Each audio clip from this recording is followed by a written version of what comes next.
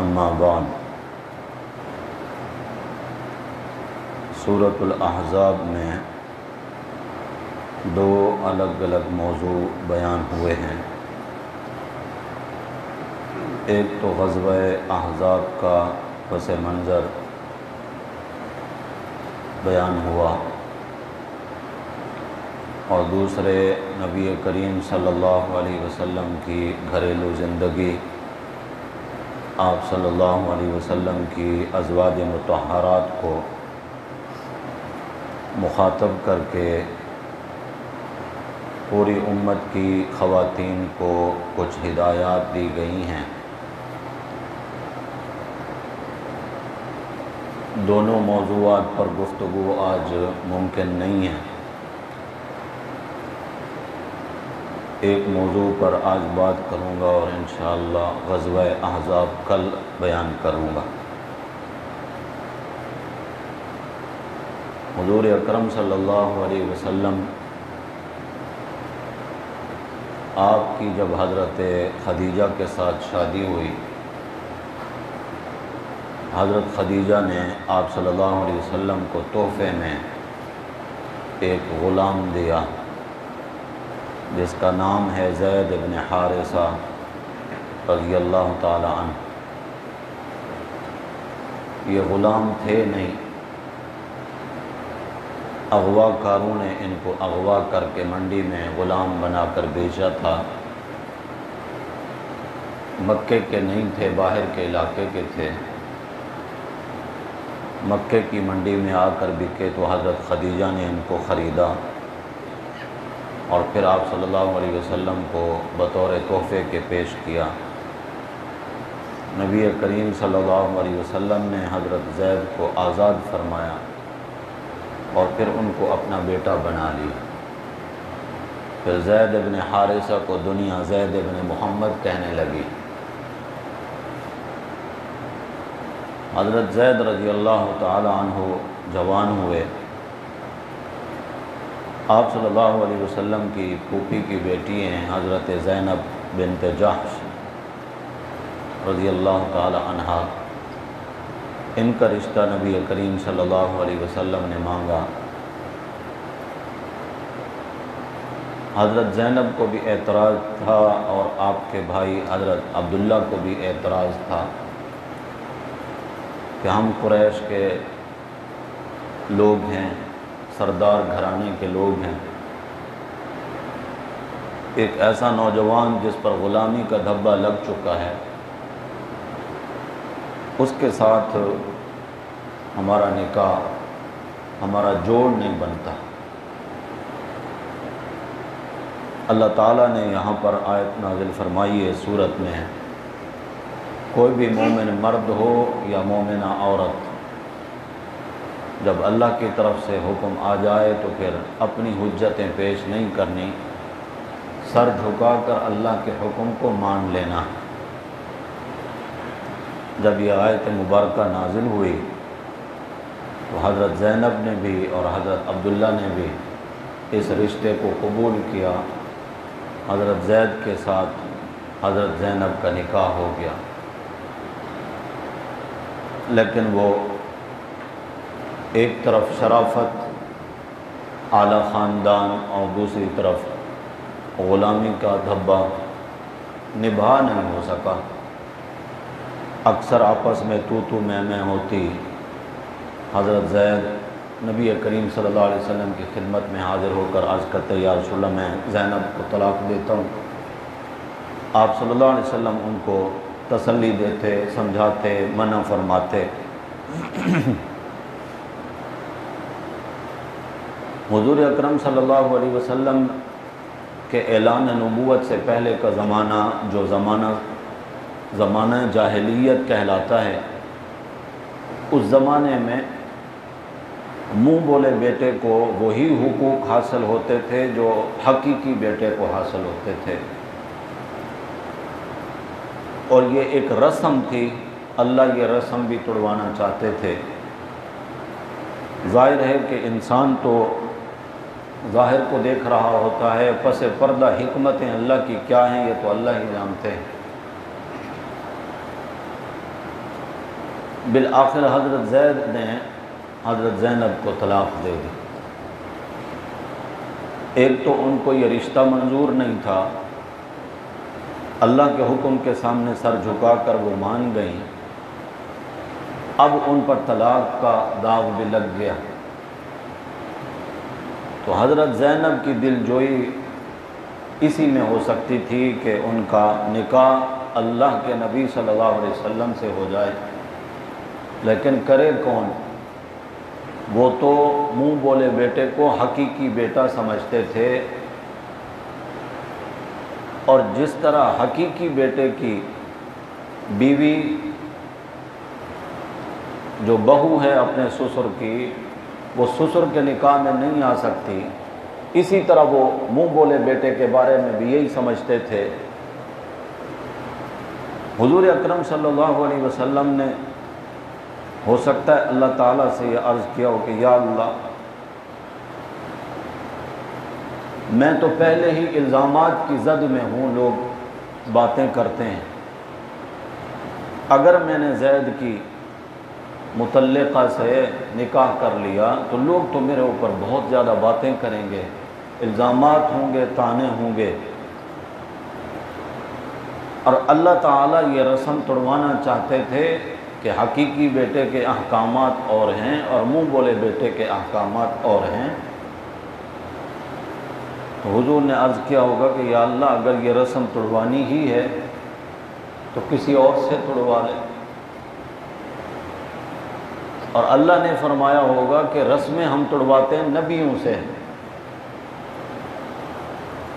ما کان محمد ابا احد من رجالکم ولکن رسول اللہ و خاتم النبیین، رسمیں توڑتے ہیں نبی،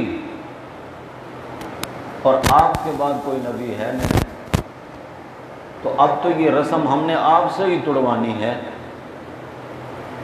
نبی کریم صلی اللہ علیہ وسلم کی ختم نبوت کے حوالے سے یہ جو آیت کریمہ اس تذکرے میں بیچ میں آئی ہے، تو آپ اس کی حکمت کو دیکھیں کہ رسم نبی توڑتے ہیں اور آپ کے بعد کوئی نبی نہیں ہے، لہذا یہ رسم ہم نے آپ سے توڑوانی ہے۔ لیکن لوگوں کے الزامات اور ان کے طعنے وہ تو آپ صلی اللہ علیہ وسلم نے پھر برداشت کرنے ہی ہیں۔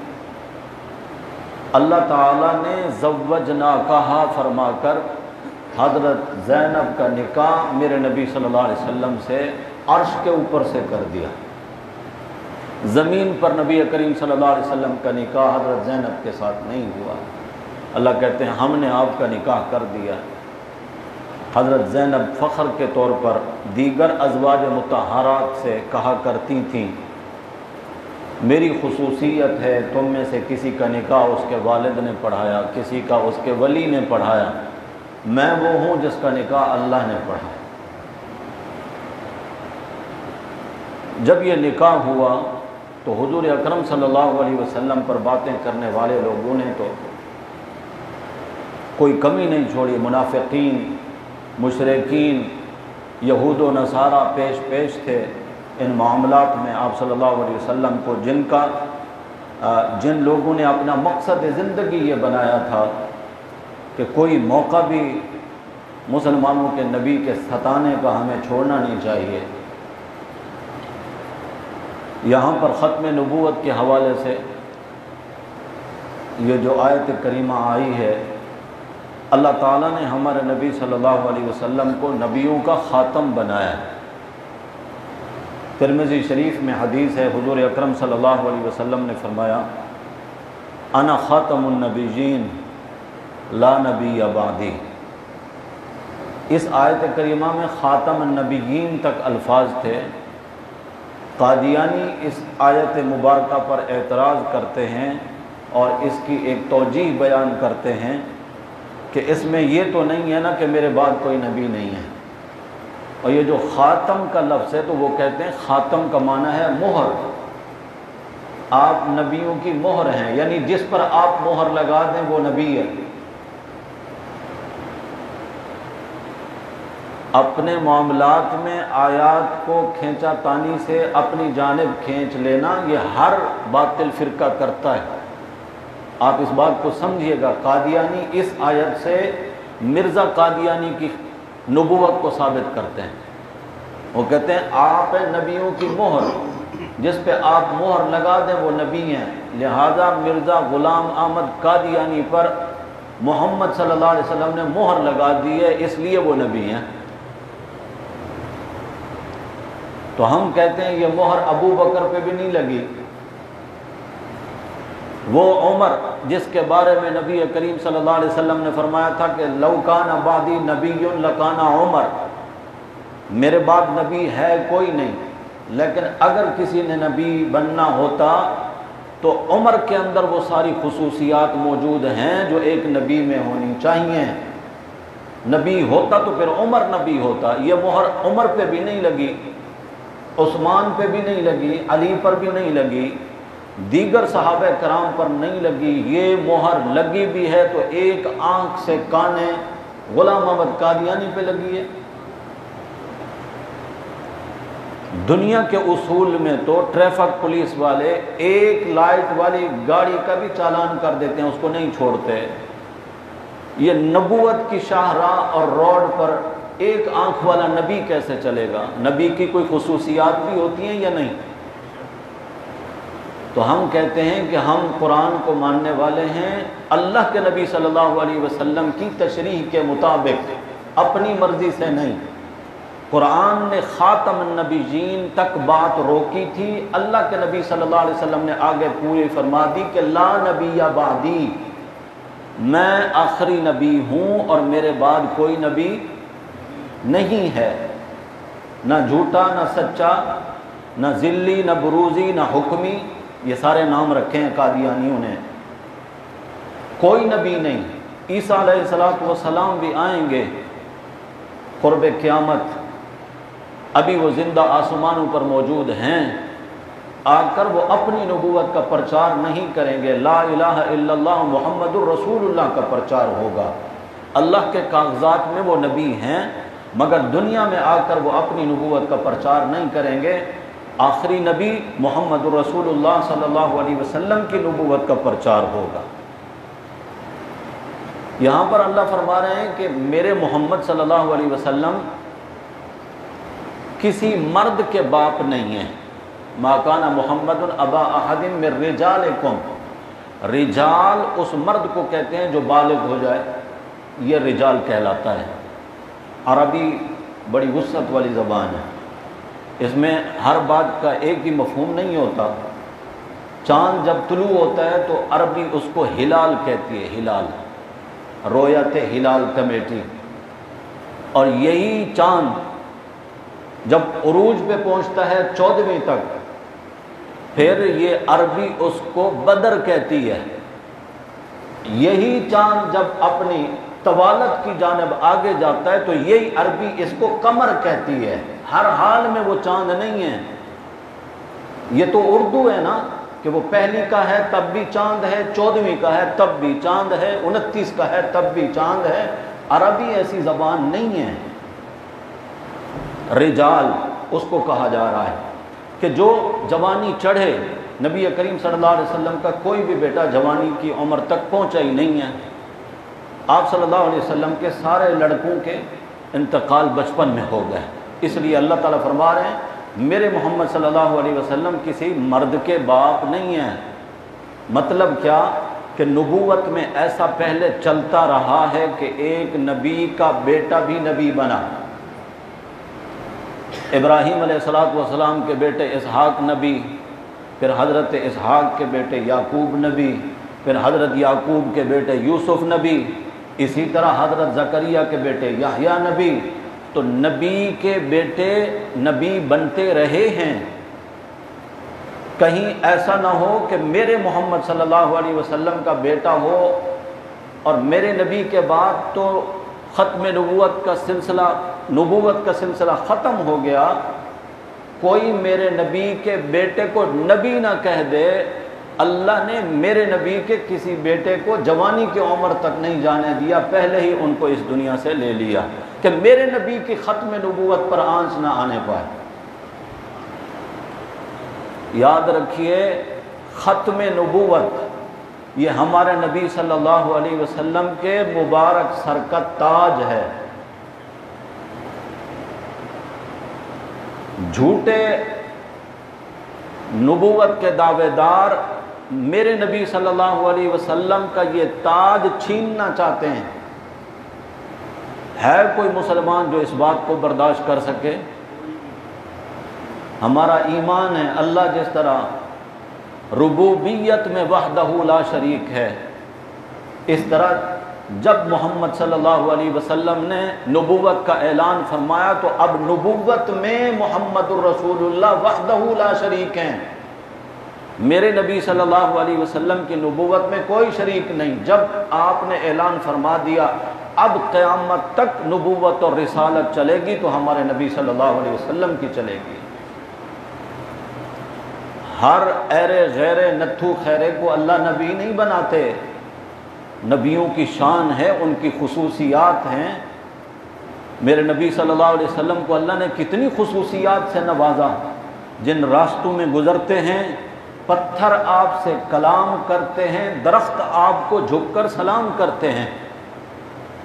میرے نبی صلی اللہ علیہ وسلم جن کو اللہ نے یہ خصوصیات عطا فرمائیں کہ آپ کے منہ کا لعاب، عام انسان کا لعاب ہو انسان نفرت کرتا ہے، کراہت محسوس کرتا ہے، یہ محمد صلی اللہ علیہ وسلم کے منہ کا لعاب ہے۔ کڑوے کنویں میں جاتا ہے تو کڑوا کنواں اللہ میٹھا کر دیتے ہیں۔ علی کی دکھتی آنکھوں پر یہی لعاب لگتا ہے تو حضرت علی کی ساری زندگی آنکھیں خراب نہیں ہوتی۔ یہی لعاب حضرت ابو بکر صدیق کی ایڑی پر جس کو زہریلے سانپ نے ڈس لیا تھا لگایا گیا تو وہ تکلیف اسی وقت ختم ہو گئی۔ اللہ نے میرے نبی کو خصوصیات عطا فرمائی ہیں۔ صحابہ فرماتے ہیں ہمیں اللہ کے نبی صلی اللہ علیہ وسلم اگر نہیں مل رہے ہوتے تھے تو کسی سے پوچھنا نہیں پڑتا تھا کہ حضور کہاں ہیں، ہم ان خوشبوؤں کے پیچھے چل کر اللہ کے نبی صلی اللہ علیہ وسلم تک پہنچ جایا کرتے تھے۔ ہیں یہ خصوصیات کسی اور کے اندر؟ یہ میرے نبی صلی اللہ علیہ وسلم کی خصوصیت ہے کہ دوپہر کے وقت میں قیلولہ فرما رہے ہیں اپنی خالہ کے گھر۔ حضرت انس کی اماں ام سلیم رضی اللہ تعالی عنہا حضور کی رشتے کی خالہ ہیں۔ آپ صلی اللہ علیہ وسلم کے مبارک جسم پر پسینہ موتیوں کی لڑیوں کی طرح یوں گر رہا ہے۔ حضرت انس کی اماں لکڑی کی ڈبی لے کر آئیں اور پسینہ اس کے اندر محفوظ کر لیا۔ عید کا موقع تھا، حضرت انس رضی اللہ تعالیٰ عنہ حضور کے سامنے سے گزرے تو حضور نے آواز دے کر کہا انس ادھر آؤ، بڑی عمدہ خوشبو لگائی ہے۔ حضرت انس شرما گئے، 10 سال کے بچے تھے۔ یا رسول اللہ خوشبوئیں تو آپ کے پاس آتی ہیں، کبھی یمن سے کبھی شام سے، صحابہ آپ کو بھجواتے ہیں، بادشاہوں کی طرف سے تحفے آتے ہیں، جس طرح کہ نجاشی بادشاہ نے حضور کی خدمت میں تحفے بھیجے۔ ہم غریبوں کے پاس خوشبوئیں کہاں سے آئیں؟ حضور نے فرمایا انس سچ بتاؤ کون سی خوشبو لگائی ہے؟ بہت عمدہ خوشبو ہے۔ حضرت انس کہنے لگے یا رسول اللہ اماں نے آپ کا پسینہ محفوظ کر لیا تھا کہ ہم غریب لوگ ہیں، خوشبوئیں تو نہیں خرید سکتے، عید والے دن ہمارے کام آئیں گی۔ وہی آپ کا مبارک پسینہ ہی لگایا ہے، اللہ جانتے ہیں، اور کوئی خوشبو نہیں لگائی۔ یہ خصوصیات ہیں میرے نبی صلی اللہ علیہ وسلم کی۔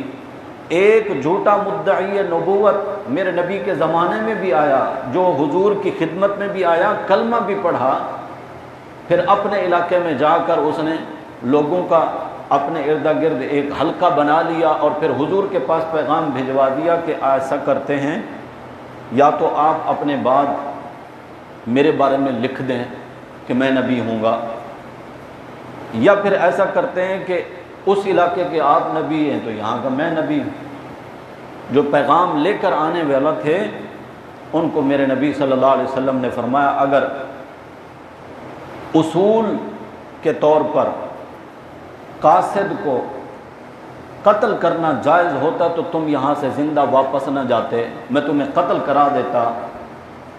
جاؤ اس بدبخت سے کہو میں جو نبی بنا ہوں اپنی مرضی سے نہیں بنا، آسمان کے رب نے مجھے نبوت عطا فرمائی ہے، تم کس حوالے سے نبی بنو گے؟ ایک اور تھا، اس نے بھی اپنے علاقے میں نبوت کا دعویٰ کیا، لوگوں نے اس کو بتایا کہ مسلمانوں کے جو نبی ہیں، لوگ تو ان کے پاس اپنے بچوں کو لے کر آتے ہیں، چھوٹے چھوٹے معصوم بچوں کو دعائیں لیتے ہیں ان سے، تو اس نے سوچا کہ میں بھی ایسا ہی کروں گا، اعلان کرا دیا کہ بھئی جن کے ہاں کوئی چھوٹا بچہ پیدا ہو میرے پاس لے آؤ، میں اس کے لیے برکت کی دعا کروں گا۔ نقل کر رہے تھے، اور نقل زیادہ دیر چلتی نہیں ہے، لوگ پھر اصل کی طرف چلے جاتے ہیں۔ حضور اکرم صلی اللہ علیہ وسلم تو ایسا فرماتے تھے، جب ہجرت فرما کر مدینہ منورہ تشریف لائے ہیں تو سب سے پہلا جو بچہ حضور کی خدمت میں لایا گیا وہ حضرت ابو بکر صدیق کے نواسے حضرت اسماء بنت ابی بکر کے بیٹے پیدا ہوئے، حضرت عبداللہ بن زبیر رضی اللہ تعالیٰ عنہ، ان کو لایا گیا حضور کی خدمت میں۔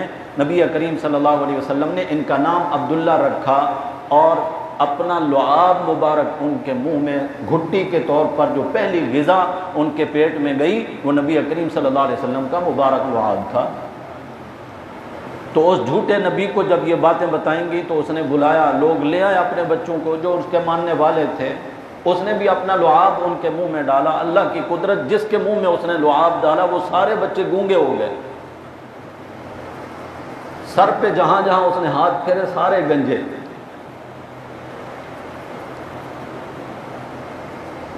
مرزا قادیانی نے کتابیں لکھی ہیں، آپ ہسٹری پڑھ لیں، کسی نبی نے کوئی کتاب لکھی نہیں ہے، نبیوں پر کتابیں نازل ہوتی ہیں، نبی کتابیں لکھا نہیں کرتے۔ اور ہمارے نبی صلی اللہ علیہ وسلم نے بھی اپنے دور میں یا بعد کے دور کے لیے پیشین گوئیاں فرمائی ہیں۔ حضور اکرم صلی اللہ علیہ وسلم کی پیشین گوئیوں پر بھی ہمارا اسی طرح ایمان ہے۔ کئی ایک ایسی ہیں جو پوری ہو چکی، کچھ ایسی ہیں پیشین گوئیاں جو ہمارے بعد ہوں گی، پتہ نہیں ہمارے دور میں ہوں گی، دیکھنے والے ان کو بھی دیکھیں گے۔ اور جب بھی میرے نبی صلی اللہ علیہ وسلم کی بعد کی پیشین گوئی پوری ہوگی، اس وقت ہمارے نبی صلی اللہ علیہ وسلم کی نبوت اور صداقت پر ہمارا ایمان اور زیادہ پکا ہوگا کہ صدیوں پہلے جو ہمارے نبی صلی اللہ علیہ وسلم نے فرمایا تھا، اللہ نے آج ہمیں دیکھتی آنکھوں وہ دکھایا ہے اور اللہ نے اس کو پورا کیا ہے۔ تو مرزا قادیانی نے بھی پیشین گوئی کی تھی کہ محمدی بیگم پر یہ عاشق ہو گیا تھا، تو اس نے کہا کہ اس کا نکاح اللہ نے میرے ساتھ کر دیا ہے۔ اس کے باپ کو پیغام بھجوایا کہ تیری بیٹی کا نکاح اللہ نے کر دیا ہے۔ یہ نقل کر رہا تھا نا، حضرت زینب کا نکاح اللہ نے آسمان کے اوپر سے میرے نبی صلی اللہ علیہ وسلم سے کیا، قرآن گواہی دے رہا ہے۔ تو اس کے باپ نے کہا کہ میری بیٹی ہے، میں کیوں دوں تجھے؟ تو لوگوں نے پھر اس کو تانے دیے نا، تو کہتا تھا کہ میں اللہ کا نبی ہوں اور اللہ نے میرے ساتھ نکاح کر دیا محمدی بیگم کا، وہ تو تیرے نکاح میں آئی نہیں ہے۔ تو پھر مرزا نے بات کو بدلا، کہتا ہے میں نے یہ کب کہا تھا کہ وہ ابھی آئے گی میرے نکاح میں، بعد میں آئے گی۔ اس کے باپ نے محمدی بیگم کا نکاح کسی اور بندے سے کر دیا، پھر اس نے پیشین گوئی کی کہ وہ اتنے عرصے کے بعد مر جائے گا تو محمدی بیگم میرے نکاح میں آئے گی، لیکن یہ بدبخت خود گٹر میں پہلے مرا، محمدی بیگم کا شوہر عرصہ بعد جا کر مرا۔ جھوٹوں کی باتیں بھی جھوٹی، ان کی پیشین گوئیاں بھی جھوٹی۔ یہ تو ہمارے نبی صلی اللہ علیہ وسلم ہیں جنہوں نے جو فرمایا سچ فرمایا، اور آپ کی ہر پیشین گوئی حرف بحرف مکمل ہوئی، دنیا والوں نے دیکھا ہے اس کو۔ حضور اکرم صلی اللہ علیہ وسلم کی ختم نبوت آپ کے پاکستان میں متفقہ طور پر قادیانیوں کو کافر قرار دیا گیا، پاکستان کے آئین کا حصہ ہے۔ پڑھے لکھے آپ میں سے جو لوگ ہیں سب جانتے ہیں، آئین کو اگر کوئی تسلیم نہ کرے تو وہ مجرم نہیں ہوتا بلکہ غدار ہوتا ہے۔ مجرم کی سزائیں اور ہوتی ہیں، غدار کی سزائیں اور ہوتی ہیں۔ یہ جو جہالت کے بھرے ہوئے ٹوکرے بیٹھتے ہیں نا ٹی وی کے اسکرین پہ، اور لوگوں کو بتا رہے ہوتے ہیں کہ قادیانی چونکہ اقلیت میں ہیں اور اقلیتوں کو حقوق حاصل ہیں اور پاکستان کا آئین اس کو کہتا ہے اور یوں کہتا ہے، اور ہمارے لوگ بھی آگے سے سر ہلا رہے ہوتے ہیں کہ بات تو ان کی ٹھیک ہے، وزنی ہے، علم نہ ہونے کی وجہ سے۔ پاکستان میں اقلیت سکھ بھی ہیں، ہندو بھی ہیں، یہودی بھی ہیں، عیسائی بھی ہیں، لیکن وہ اپنے آپ کو اقلیت تسلیم کرتے ہیں کہ ہم مسلمان نہیں ہیں۔ ہندو اپنے آپ کو ہندو کہتا ہے، سکھ اپنے آپ کو سکھ کہتا ہے، مسلمان نہیں کہتا۔ قادیانی آج اپنے آپ کو کافر تسلیم کر لے، ہم ان کو اقلیتوں والے حقوق دینے کے لیے تیار ہیں، ہم ان کا تحفظ بھی کریں گے، لیکن وہ پہلے اپنے آپ کو کافر مانے تو صحیح۔ وہ تو آئین پاکستان کو تسلیم نہیں کرتا، غدار ہے، اور وہ مسلمانوں کی برانڈ استعمال کر رہا ہے۔ دنیا کے اصولوں میں بھی کاروباری ایک کمپنی پاکستانی قوانین کے مطابق اپنے آپ کو رجسٹر کراتی ہے، آپ اس کے پارٹنر رہے تھوڑا عرصہ، پھر آپ الگ ہو گئے، اب آپ اس کمپنی کی برانڈ استعمال نہیں کر سکتے، اس کا مونوگرام استعمال نہیں کر سکتے، اس کا نام استعمال نہیں کر سکتے، اگر کریں گے آپ کے اوپر کیس بنے گا، عدالتوں میں جائے گا۔ ہم کہتے ہیں کہ یہ مسجد، محراب، اذان، کلمہ یہ مسلمانوں کے برانڈ ہیں۔ تم یا تو اللہ کے نبی صلی اللہ علیہ وسلم محمد الرسول اللہ کو خاتم النبیین مانو، تسلیم کرو کہ حضور کے بعد، جس طرح حضور نے فرمایا کہ لا نبی بعدی، میرے بعد کوئی نبی نہیں، تو مان لو، تو پھر آپ ہماری صفوں میں ہو۔ نہیں مانتے تو ہم اپنا برانڈ تمہیں کیوں استعمال کرنے دیں؟ بات سمجھ رہے ہیں نا؟ ان کو اقلیت والے حقوق تب ملیں گے جب وہ اپنے آپ کو اقلیت تسلیم تو کریں۔ وہ آئین پاکستان کو تسلیم نہیں کر رہے، اور پاکستان کے کچھ ایسے ہیں، ان کا حشر کیا ہوگا میدان محشر میں، جب اللہ کے نبی صلی اللہ علیہ وسلم ان سے منہ پھیر لیں گے، یہ تو اس وقت پتہ چلے گا۔ لیکن اتنا تو ہر پاکستانی کو، اور بالخصوص جس کو اللہ نے ایمان کی دولت سے نوازا ہے، سوچنا چاہیے۔ یہ پاکستان میں ہر 2-4 مہینے کے بعد قادیانیوں کے بارے میں جو شوشہ چھوڑا جاتا ہے، کوئی تو اوپر والی پوسٹ پر ایسا بدبخت بیٹھا ہے نا جو اس طرح کے شوشے چھوڑتا ہے۔ چھوڑے کیوں جاتے ہیں؟ میرے اور آپ کے ایمان کا ٹمپریچر چیک کرنے کے لیے۔ محبت رسول اللہ صلی اللہ علیہ وسلم کے لیے تھرمامیٹر ہے یہ، کہ آپ صلی اللہ علیہ وسلم کی ختم نبوت پر بات کر کے، ختم نبوت کے دشمنوں کی بات کر کے جانچا جائے کہ مسلمانوں کا ایمان اس وقت کس لیول پر ہے۔ آپ تو کہتے ہیں کہ یار ہم کیا کر سکتے ہیں، ہم سب کچھ کر سکتے ہیں، جو کچھ ہم کر سکتے ہیں وہ تو کریں، آواز بلند کر سکتے ہیں، بحث و مباحثہ کر سکتے ہیں، قرآن و سنت کے ذریعے دلائل دے سکتے ہیں، یہ تو نہ کہیں نا کہ ہتھیار ڈال کے بیٹھ جائیں کہ بھی تم جو مرضی کرتے رہو۔ انشاءاللہ پاکستانی مسلمان اپنا سب کچھ قربان کرا سکتے ہیں، اللہ کے نبی صلی اللہ علیہ وسلم کی ختم نبوت کو قربان نہیں کیا جا سکتا۔ ہم بہت گناہ گار ہیں، سر سے لے کر پاؤں تک، ہمارے جسم پر اتنے بال نہیں جتنا ہمارے گناہ ہیں۔ ہمارا تو آخری سہارا اللہ کے نبی صلی اللہ علیہ وسلم کی ذات ہے۔ ہم سمجھتے ہیں کہ انشاءاللہ قیامت کے دن اللہ ہمیں اپنے نبی کی شفاعت نصیب فرمائیں گے، اور ہم آپ صلی اللہ علیہ وسلم کے ہاتھوں جام کوثر پئیں گے، لیکن پیے گا وہی جس نے نبی کی ختم نبوت، نبی کریم صلی اللہ علیہ وسلم کی حرمت پر، آپ کی عظمت پر، آپ کی شان پر جو مر مٹ گیا۔ ہمارا لیے سودا سستا ہے، ہم سب کچھ قربان کر سکتے ہیں، اللہ کے نبی صلی اللہ علیہ وسلم کی ناموس پر سودے بازی نہیں ہونے دیں گے انشاءاللہ۔ حضور اکرم صلی اللہ علیہ وسلم چونکہ خاتم النبیین تھے، اللہ نے یہ رسم میرے نبی صلی اللہ علیہ وسلم سے چھڑوائی، منہ بولے بیٹے کی بیوی کے ساتھ، کیونکہ یہاں پر مسئلے کی بات سمجھنے، جو بہو ہے وہ سسر کے لیے حقیقی بیٹی کی طرح ہے۔ اپنی سگی بیٹی سے جس طرح کبھی بھی نکاح نہیں ہو سکتا، اسی طرح بہو کے ساتھ بھی کبھی نکاح نہیں ہو سکتا، اگرچہ بیٹا اس کو طلاق دے دے تب بھی سسر کے لیے وہ بیٹی کی طرح ہے، اگر بیٹے کا انتقال ہو جائے تب بھی بہو اپنے سسر کے لیے بیٹی کی طرح ہے، اس سے نکاح نہیں ہو سکتا۔ یہ چونکہ معاملہ یوں تھا نہیں، آپ صلی اللہ علیہ وسلم کے وہ حقیقی بیٹے تھے نہیں، وہ تو منہ بولے بیٹے تھے، اور منہ بولے کے احکامات وہ نہیں ہیں جو حقیقی بیٹے والے ہیں۔ اسی صورت میں وہ آیت مبارکہ آئی ہے، ان اللہ و ملائکتہ یصلون علی النبی۔ یہاں پر پس پردہ یہی معاملات چل رہے ہیں، حضرت زینب کا نکاح حضور کے ساتھ، اور بیچ میں یہ آیت آ گئی ہے ان اللہ و ملائکتہ یصلون علی النبی، بے شک اللہ تعالیٰ بھی اس کے فرشتے بھی نبی کی ذات پر درود بھیجتے ہیں۔ یا ایھا الذین آمنو، اے ایمان والو تم بھی صلو علیہ وسلموا تسلیما، اپنے نبی کی ذات پر درود اور سلام بھیجو۔ یہ درود اور سلام کے احکامات یہاں کیوں آئے؟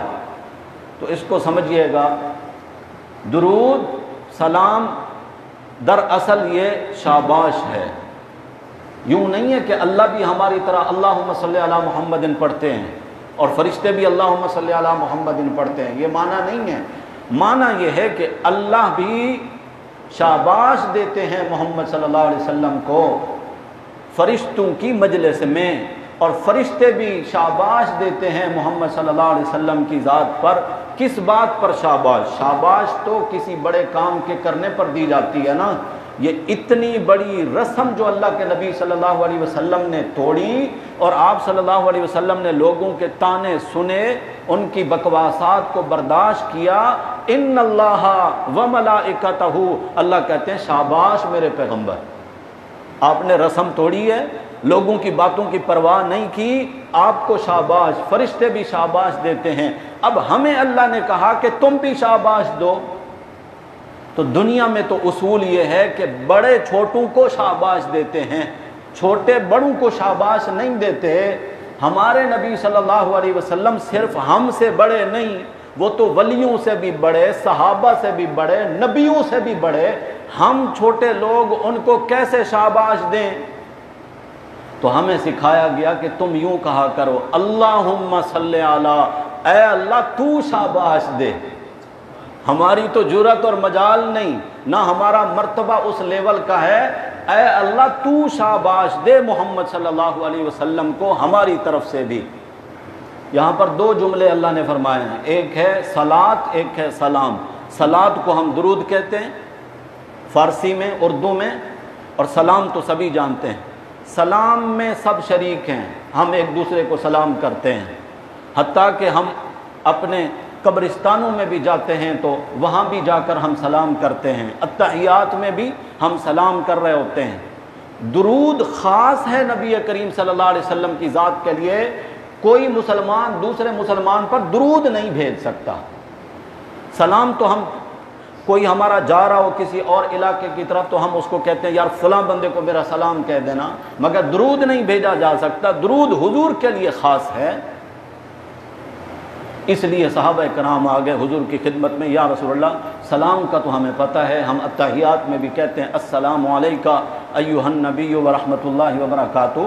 یہ درود کیا ہے؟ ہمیں درود سکھائیں، تو حضور اکرم صلی اللہ علیہ وسلم نے یہ درود سکھایا، اللہم صلی علی محمد وعلی آل محمد کما صلیت علی ابراہیم وعلی آل ابراہیم انک حمید مجید، اللہم بارک علی محمد وعلی آل محمد کما بارکت علی ابراہیم وعلی آل ابراہیم انک حمید مجید۔ ہمیں کیا ملے گا؟ فرمایا جو بھی مسلمان اپنے نبی کی ذات پر ایک مرتبہ درود بھیجتا ہے، اللہ اس بندے پر 10 مرتبہ رحمتیں نازل فرماتے ہیں۔ اتنا بڑا فائدہ۔ رہ گئی یہ بات، حضور ہمارے درود کے محتاج نہیں، اللہ نے حضور کے رتبے بہت اونچے بنائے ہیں۔ یہ تو ہماری اپنی خوش قسمتی ہوگی کہ ہم اللہ کے نبی صلی اللہ علیہ وسلم کے لیے درود و سلام پڑھیں اور آپ کی ذات پر شاباشیں بھیجیں اللہ کے ذریعے۔ اللہ نے تو ان کے مرتبے پہلے ہی اونچے بنائے ہیں۔ حضور اکرم صلی اللہ علیہ وسلم فرماتے ہیں سب سے بڑا بخیل ہے وہ بندہ جس کے سامنے میرا نام آئے اور وہ درود نہ پڑھے۔ محرومی ہے اگر کوئی حضور کی ذات پر درود نہ پڑھے، لیکن یہ کہیں پر بھی نہیں فرمایا کہ وہ بندہ بخیل ہے یا محروم ہے جس کے سامنے میرا نام آئے وہ اپنے انگوٹھے نہ چومے، یہ کہیں نہیں فرمایا۔ محبت حضور سے ہے، نام حضور کا لیا جا رہا ہے، اللہ اور اس کے رسول نے ہمیں درود پڑھنے کا حکم دیا ہے، صلی اللہ علیہ وسلم کہنے کا حکم دیا ہے۔ بندہ انگوٹھے اپنے چومے اور محبت کا اظہار حضور سے کرے، یہ شیطان کا بہت بڑا دھوکہ ہے۔ ہاں میرے ہاتھ پہ بھی اگر محمد لکھا ہے تو چوم لوں، کوئی حرج نہیں۔ دیوار پہ لکھا ہے میرے نبی کا نام، چوم لوں، کوئی حرج نہیں۔ کپڑے پہ لکھا ہے میرے نبی کا نام، چوم لوں، کوئی حرج نہیں۔ مگر میں اپنے انگوٹھے چوموں اور خوش ہوں کہ میں نے نبی سے محبت کی ہے، یہ بات ہماری سمجھ میں آنے والی نہیں ہے بھائی۔ ان آیات مبارکہ میں نبی کریم صلی اللہ علیہ وسلم کی ازواج کا خاص طور پر اللہ نے ذکر کیا، یا نساء النبی، اے میرے نبی کی بیویوں۔ جب اللہ نے یہ آیات نازل کی ہوں گی، اب اللہ بات کر رہے ہیں میرے نبی کی بیویوں سے، اور بات بھی کیسی کر رہے ہیں؟ لستن کاحد من النساء، تمہیں جو اللہ نے مرتبہ دیا ہے نا ساری کائنات کی عورتوں میں تمہارے جیسے شان والی کوئی نہیں۔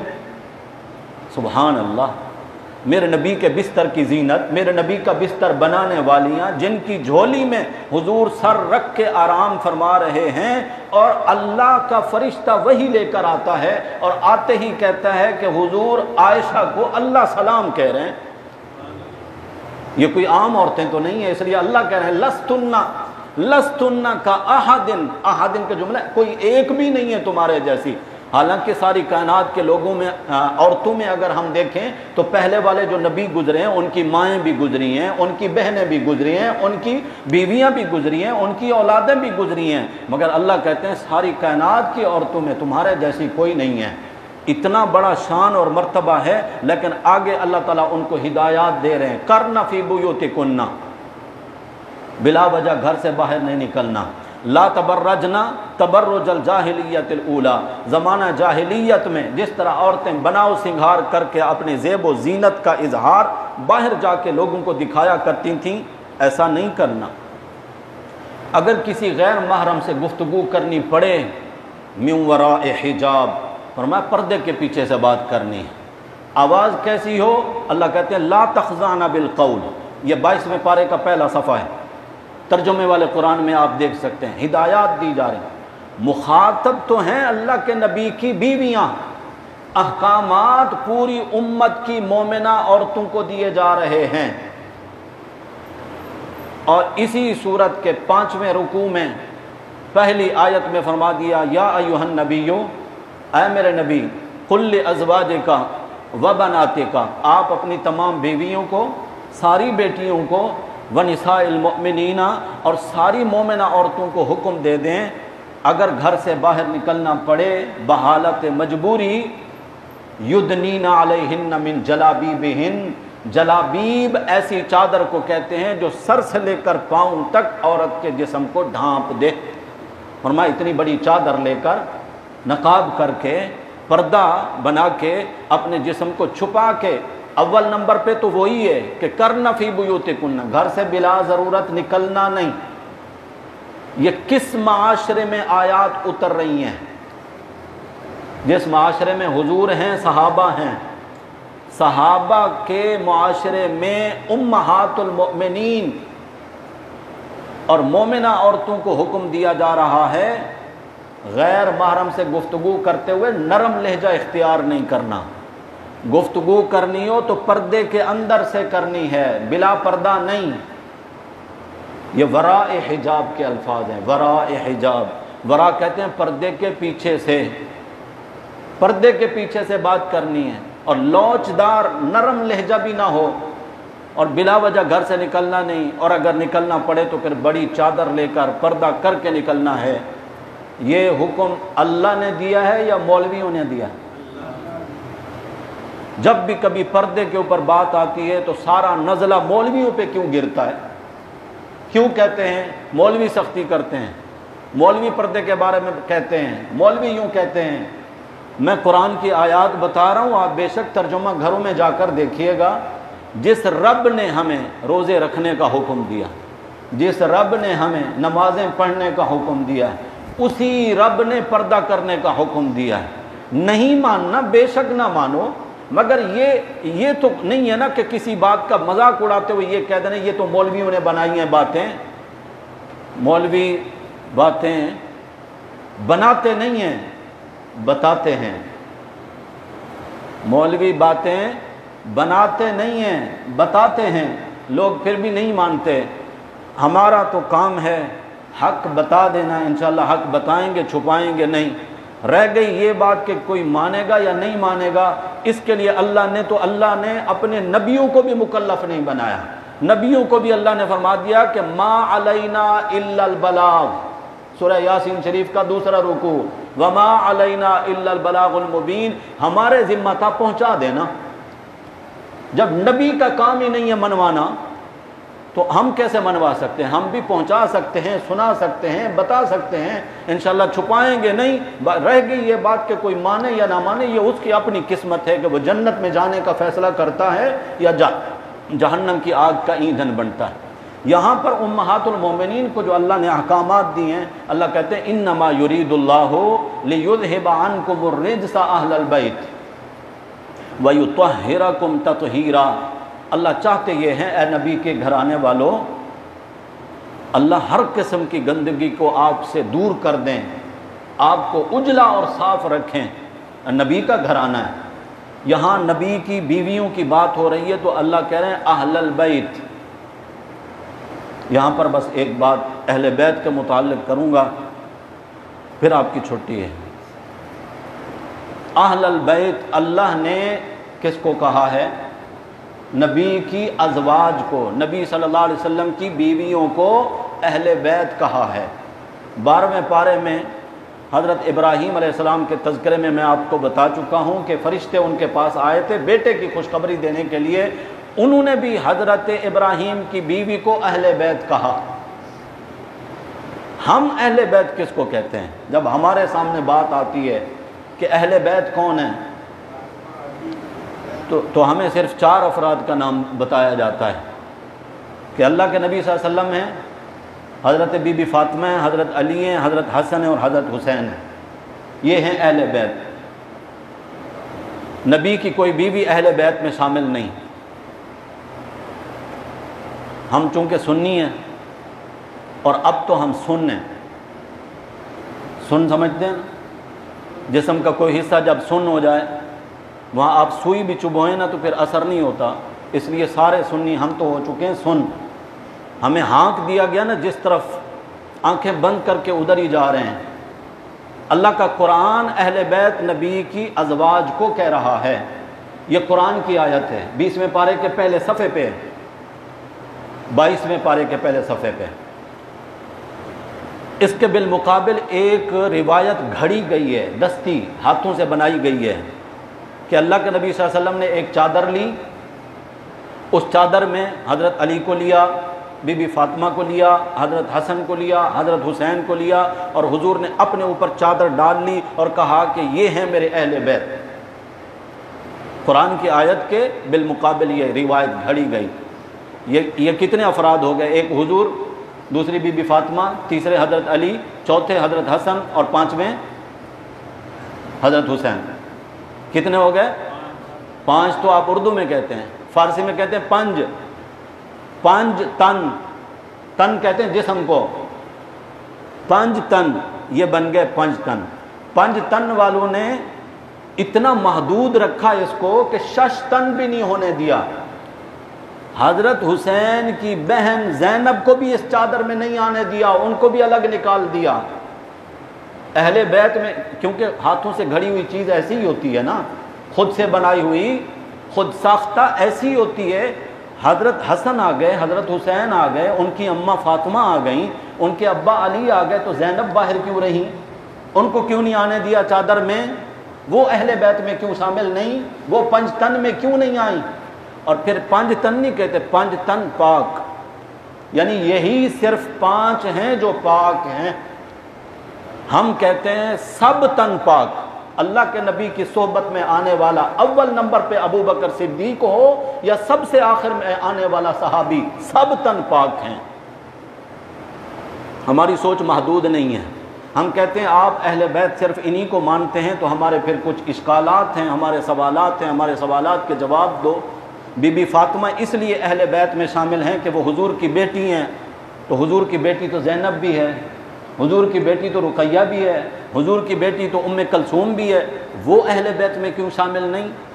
ہم کہتے ہیں کہ اگر حضرت علی صرف اس وجہ سے اہل بیت میں شامل ہیں کہ وہ حضور کے داماد ہیں، علی کے نکاح میں تو میرے نبی کی ایک بیٹی آئی ہے، عثمان کے نکاح میں تو میرے نبی کی 2 بیٹیاں آئی ہیں، وہ اہل بیت میں کیوں شامل نہیں؟ ابو العاص جن کے نکاح میں میرے نبی کی بڑی صاحبزادی حضرت زینب آئی ہیں، حضرت علی اگر اہل بیت میں ہیں تو وہ اہل بیت میں کیوں شامل نہیں؟ پھر اگر تم یہ کہو کہ حضرت علی چونکہ حضور کے چچا زاد بھائی ہیں اس وجہ سے اہل بیت میں شامل ہیں، تو پھر ہم عرض کریں گے کہ حضور کے چچا زاد بھائی حضرت علی کے بڑے بھائی عقیل بھی تو ہیں، حضرت علی کے اور بڑے بھائی حضرت جعفر بھی تو ہیں، وہ اہل بیت میں کیوں شامل نہیں؟ حضرت عباس جو حضور کے حقیقی چچا ہیں، ان کی اولاد حضرت عبداللہ، حضرت عبید اللہ، وہ بھی میرے نبی کے چچا زاد ہیں، وہ اہل بیت میں کیوں شامل نہیں؟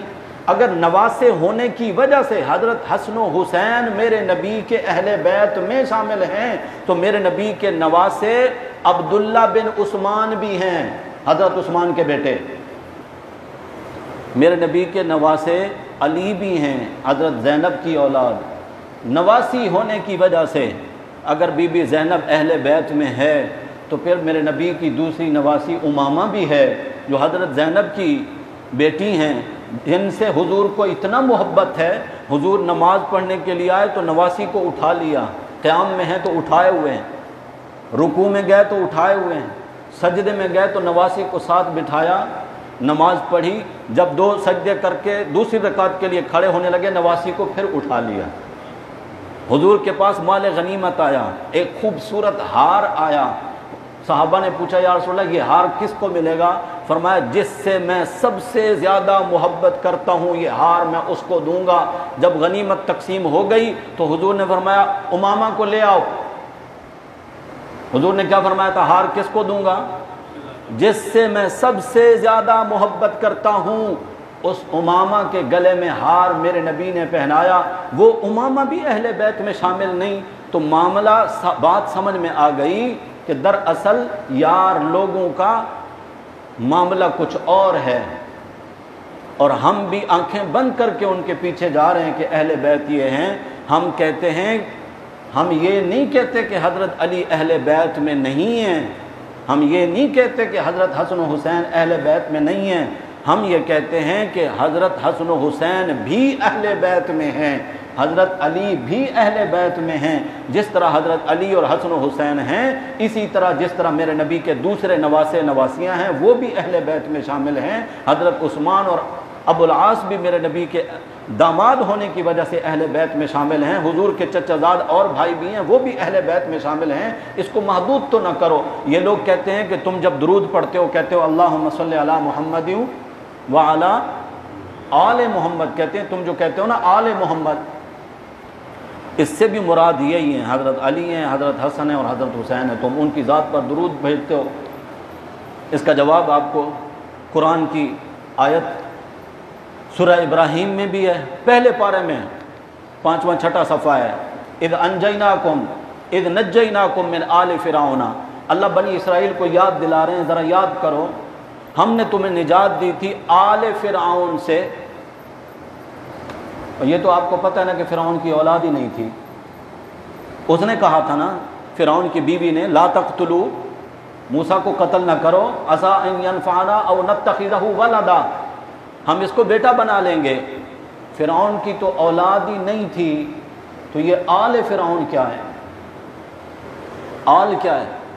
تو اس کا جواب یہ ہے بھائی، آل سے مراد ہے جو بھی اللہ کے نبی محمد الرسول اللہ صلی اللہ علیہ وسلم کا ماننے والا امتی ہے، وہ میرے نبی کی آل ہے، وہ میرے نبی کی تو آپ سب جتنے اس وقت مسجد میں موجود ہیں آپ سب اللہ کے نبی کی آل ہیں، کیونکہ آپ اللہ کے نبی کو ماننے والے ہیں۔